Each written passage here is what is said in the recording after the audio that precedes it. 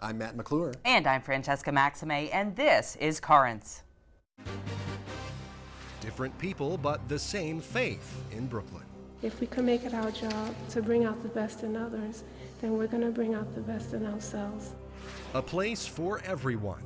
What churches can do to help the disabled. They are just as vital, and their gifts are just as important as those who may, right now, not have a disability. And is it dying art? What it really means to be a man. Men really need to step up and start laying down their lives for women, children, and the common good.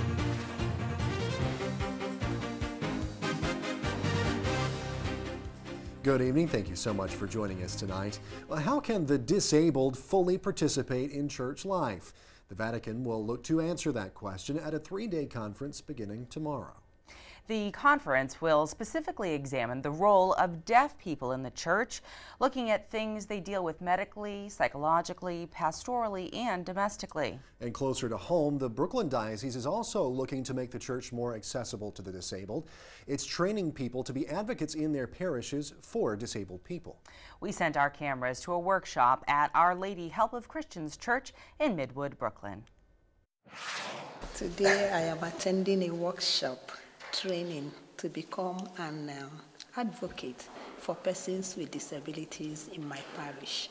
What I learned today is fantastic, and I just see the very slim line between the undisabled and the disabled. If we can make it our job, not just as an advocate, but as human beings in general, to bring out the best in others, then we're going to bring out the best in ourselves, and humanity, the world will be a better place. I feel honored that I was able to be part of this workshop, and I just hope that I would be able to be a voice for my parish and to help those who are in need. I encourage a bishop behind me and a document he released to pastors, encourage each parish to have at least one parish advocate for disabled persons. Half the parishes in our diocese have at least one parish advocate for disabled persons. So there's a potential for better attendance, but lately we've been dealing with small groups at the workshops. So I would really encourage anybody in any way that could assist these people to come into our midst and contribute their quota to winning souls for the kingdom. But why not look at the challenges that these people have to face every day and overcome these challenges? And just like anyone who's normal, it's a very fine line between normal and disabled, because what is normal? We're less of a church when we don't include the gifts of people with disabilities.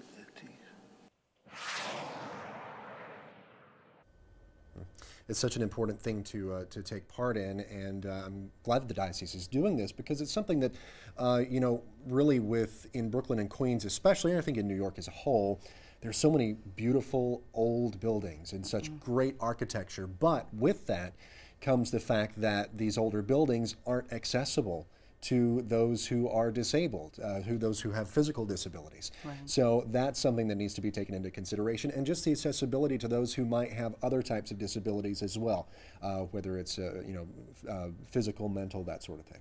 Yeah, well, the idea of being inclusive and reaching out and trying to be proactive and sort of saying, hey, you know what, we want to make sure that everybody gets their experience here at Mass at Church, through the fellowship of the community, and it's great that they have that kind of a workshop to be able to sort of clue people into maybe what's going on and maybe inspire some other places to do the same and have the same kind of a thing. Yeah, well, there you go. And we'll actually have more on some other work being done to make houses of worship of all faiths accessible to the disabled. But stay tuned, there's much more Currents coming up straight ahead. When we return, the day's headlines, including some big decisions from the Bishops' Assembly.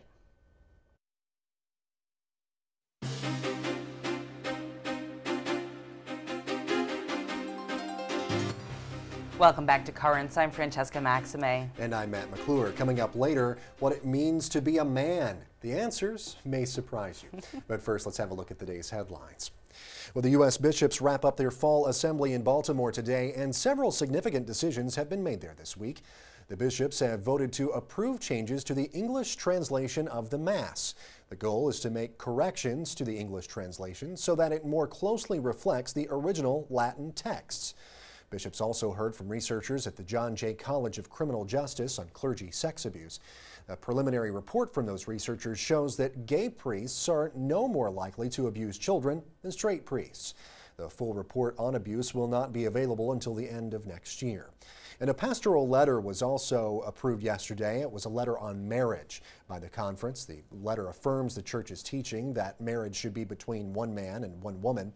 And it says that allowing same-sex unions would damage the common good and ignore proper roles of husbands and wives. Meantime, a battle over gay marriage is still brewing in the nation's capital. On one side, Catholic Charities. On the other, gay rights supporters and the D.C. Council. The war of words involves legislation that, if passed, could impact thousands of people in need. Brooke Baldwin has more.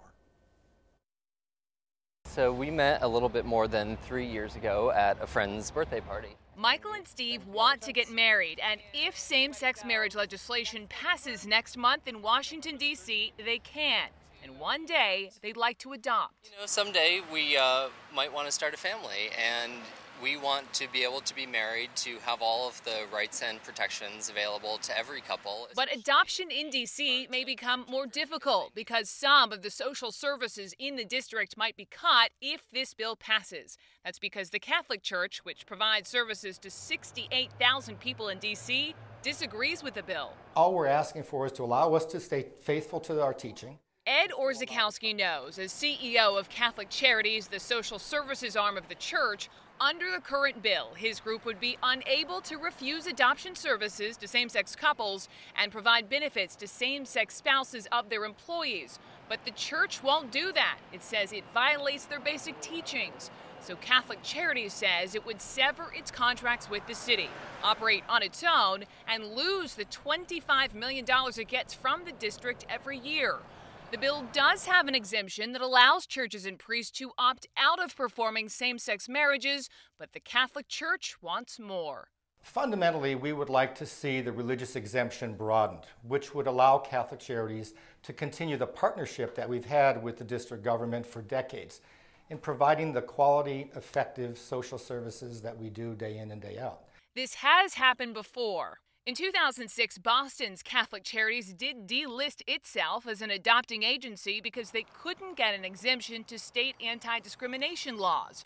But under D.C.'s current legislative language, City Councilwoman Mary Chase says Catholic Charities would have to help everybody. It would appear as though under current law that we would pass, and if those services involve adoptions, then it would be discriminatory for them to pick and choose couples whom they would serve. Including this couple and this practicing Catholic. My hope is just that the church will continue to support and find ways to support families like ours. The church and D.C. government are still involved in talks ahead of next month's vote, hoping for some kind of compromise. But if they do not reach one, the city says it will simply have to find another group to replace Catholic Charities, and some say that may not be easy.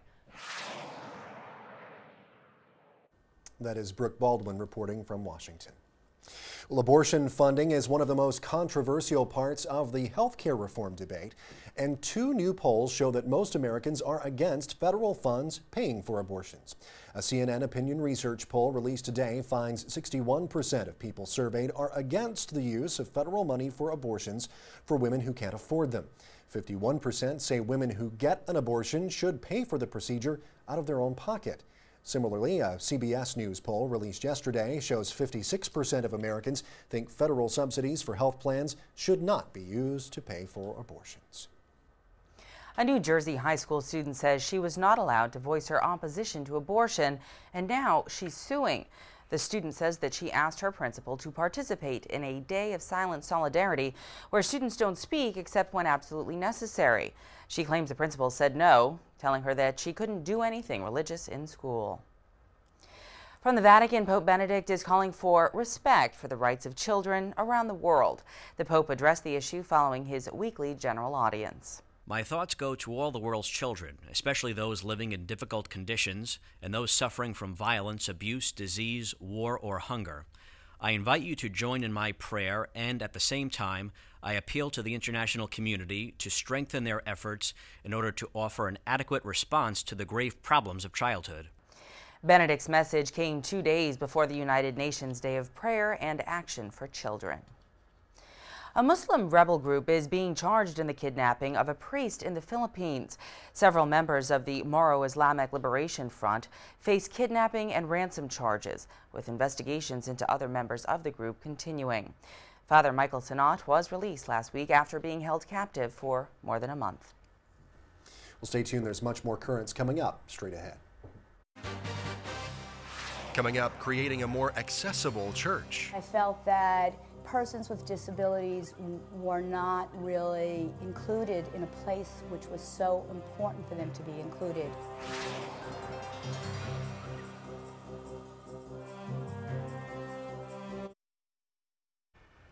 Well, earlier we saw what the church here in Brooklyn is doing to make itself more accessible to the disabled. And recently I spoke with someone who is working to make changes in churches of different faiths, different houses of worship. Sure, Deborah Goncher-Vinnick has produced a documentary on the obstacles that handicapped people face in fully participating in the lives of those different houses of worship. I sat down with Deborah recently to talk about the documentary and the problems that she sees.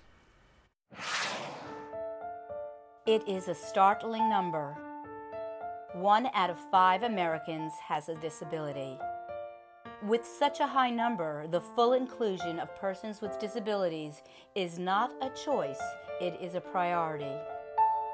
A place for all, faith and community for persons with disabilities. Deborah, thank you so much for taking time out to talk to me today. I really appreciate it. My pleasure. First of all, tell me a little about the documentary and really what it's about. The documentary is called A Place for All, Faith and Community for Persons with Disabilities, and it's really what I think a wonderful interfaith documentary in that it explores initiatives and programs and people with disabilities from many different faiths and from many different backgrounds. It really looks at what is being done by the faiths to create an inclusive environment for persons with disabilities. Right. So what inspired you to go about this process and take a look at this issue? It became apparent to me that there were so many of us with a disability. The numbers are staggering. 1 out of 5 Americans has a disability. 1 out of 5. And as somebody pointed out to me, we're all going to, at some point or another, age does that to us, have some sort of disability. It might be that our hearing is going to be less than it is now. It might be that our sight might be less. It might be some sort of disability that has to do with our mental awareness. Or it could be something like the loss or the inability to use our arms or legs or something like that. So it's all going to affect all of us. And I was a bit dismayed that I felt that persons with disabilities were not really included in a place which was so important for them to be included, which is their house of worship. Right. Now, as you went through this process, what were some of the things that you saw? I mean, how do we really treat people who have disabilities in our places of worship? Well, I think that there was a lot of joy and there were a lot of good things happening, without a doubt. But I don't want to sugarcoat it because I come away thinking we have so much more to do. And across the faiths, they were interchangeable. Every faith realized that there was so much more to do. When you have old buildings, for example, as we do in Manhattan, we have a problem. There are steps, and these are impediments to people going to pray. They can't walk up the steps. Well, I understand that there's financial implications here. It's expensive to do things like put in an elevator to go around the step issue. Right. It's expensive, and in these economic times, a lot of faith groups are talking about the expense. But this is an expense that needs to be a priority. This is us. This is our needs. This is not them.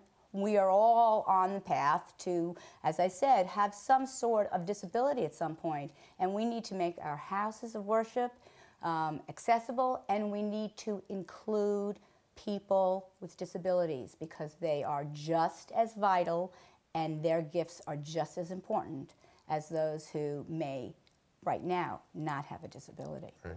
So when and where can people see this documentary? The documentary airs on ABC affiliated stations. So people really have to check their local station to see when it is airing. In the metropolitan area, I actually would call on everyone to call their ABC affiliated station and say, when is it going to air? And let's have it air at a time that's good, not at 2 in the morning. Local stations are responsive to the community, as well they should be. And I think that this is so important for everyone to see, and also so inspiring. We were very fortunate to meet wonderful, wonderful people. Bishop Peggy Johnson, who has led deaf ministries for over 20 years. There is a little boy, Max Rubin, from New Jersey, who was the first child with a physical disability to be included in his Jewish day school. Pastor Beth Lockhart in Pennsylvania, who heads up a deaf ministry, as well as now Rabbi Darby Jared Lee, who is one of only a few deaf rabbis in the world. All right, well, Deborah, thank you so much for taking some time out to talk to me today. I really appreciate it. We'll link to your website on our website so folks have more information. Terrific. And we'll get it out there for you. That Deborah, sounds great. Thank you very much. Thank you. Have a great day. You too. And to make our faith communities truly sacred, they must reflect the full rainbow of humanity.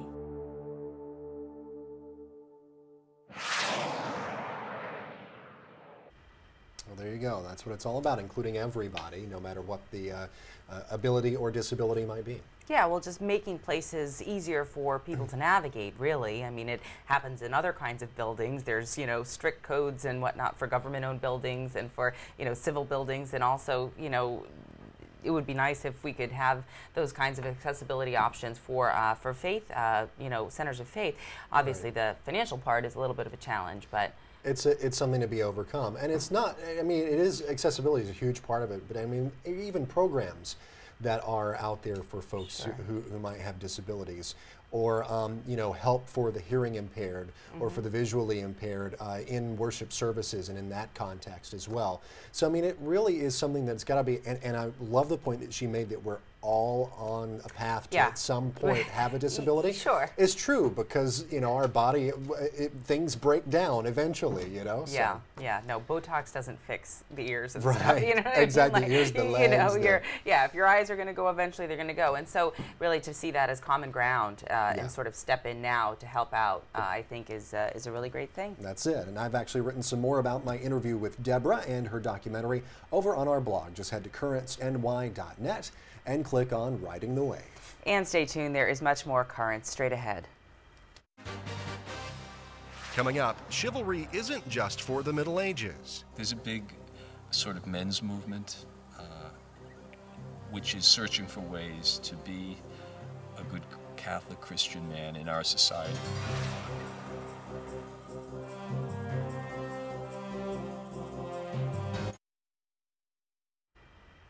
And finally tonight, what exactly does chivalry really mean? You don't really hear that word used all that much today. No, polite anyway would be a nice way of doing it. Any mention probably conjures up images of knights from the Middle Ages. It might. Put on my armor. But where are today's knights? Well, we went looking at a talk this past Sunday at Our Lady of Mount Carmel Parish in Astoria, Queens. Well, tonight was the monthly Mass of the Catholic Fellowship of New York City, which is a young adult professional group of Catholics. And then after Mass, they have usually some kind of a social event, either in our parish hall or in one of the local restaurants, with a kind of a faith on tap type thing with a talk by some on some topic of Catholic interest. If you're a knight in the Middle Ages, you went to Mass every single day. That was a code, that was an oath, the knights. You had to go to Mass every day. Every day. Before you were knighted, you spent all night in adoration. All night in adoration before you were knighted. Where is this in our culture? We've lost this. There's a big sort of men's movement which is searching for ways to be a good Catholic Christian man in our society, which really distorts the notion of manhood in many different directions. What is our Lord's desire? The Kingsmen is a men's ministry. We're based in Philadelphia, but we do work outside of Philadelphia nationally as well. And basically our goal is to build up and unite men as leaders, protectors, and providers. And we do that through our education programs, our conferences, our retreats. And the men, your male passivity is killing the ladies. And this is the problem. So, what do we do about it? Well, we need to understand what chivalry is. Yeah, tonight's talk on chivalry, right? The forgotten art. So, we're going to be talking about the crisis in masculinity, because clearly chivalry is dead in our culture. True chivalry begins with devotion to Our Lady. And so we want to develop that as men. But if we understand what devotion is to Our Lady, and ultimately Christ is the model for that, then things will fall into place. And so if we're going to address this crisis in masculinity, men really need to step up. They really need to step up and follow after the mold of Christ and start laying down their lives for women, children, and the common good. The heart of chivalry isn't holding doors for women, or even though that's an element of chivalry, it's really a radical rejection of the false feminism that's invading our culture and this male passivity that men are infected with. I'm laughing because of reasons that I will not disclose. But the point is that really there is no formula anymore. Guys have sort of thrown it out the window, I think, for the most part. You know, it used to just be something as simple as, holding the door open, the whole thing with the medieval thing, putting down your cloak over a puddle and all of that kind of stuff. But really, it's just, be nice, be thoughtful, don't be a dog. Right. Well, we could have an entire show on this one subject, hosted solely by Francesca Maxime. But just speaking from the other side of it, because I know that you bring the woman's perspective You're to a nice all this. Guy, Matt. So, well, I try to. It's just a lot of it, to me anyway, is just like common courtesy. Sure. You have to be. You just gotta be nice. I don't know. I'm just speaking as a nice guy. I guess that just kind of comes naturally, but for some people maybe it doesn't. And you just have to keep it top of mind to put others before yourself. I think that, and that's what a lot of Christianity is in and of itself anyway. Sure. Well, this is talking about specifically sort of chivalry, back in the day, going to church every day, before you needed to be a knight, putting the lady first, as he put it. Well, yeah, let's basically, you get that, right? You're the head of the household, you're supposed to sort of protect, but with all the movements that women have had, women's liberation movement, working, trying to have a family, I think everything is really just confused in a big jumble right now, and it's very difficult for people to define their roles and know what they are, and I think it's all still being meted out. So, in my estimation, the moral of the story is do as much as you can and be as kind as you can to one another, chivalry or not, whatever you want to term it, because we all are sort of lost in this sea and this mess of things, I think, sometimes. Well, there you go. Well, that's me on the currents wave. The tide is going out to sea. Riding the wave. Yep. So to speak. Well, that's it for this edition of Currents. Coming up tomorrow, it was a gathering that changed the church forever. We'll find out what happened at Vatican II. We have that and much more tomorrow, and until then, you can always catch us online at currentsny.net. You can also follow us on Twitter. The address there, twitter.com/currentsny. Follow our tweets. We'd love to have you along for the ride on the wave. For all of us here at Currents, I'm Matt McLuhan. And I'm Francesca Maxime. Thanks for watching. Have a great night.